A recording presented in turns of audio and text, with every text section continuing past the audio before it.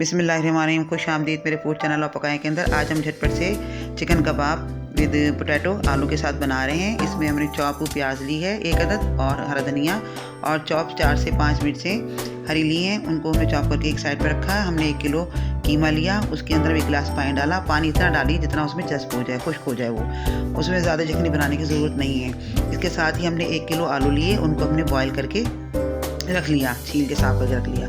अब इन तमाम चीज़ों को हमने मिक्स करना है।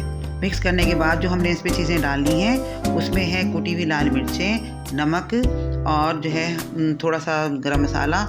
वो चीज़ें हमने डालकर इन सब चीज़ों को हाथ से मैश किया। अपने मैश करने के बाद जब सारी चीज़ें यकजान हो जाएँ तो उसमें 1 अदद अंडा डालिए और उसके बेहतरीन से गोल गोल शामी कबाब बनाइए।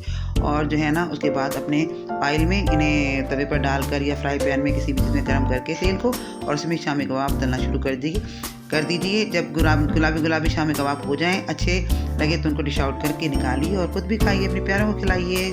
रेसिपी अच्छी लगे तो लाइक कीजिए और शेयर कीजिए। अल्लाह हाफिज़।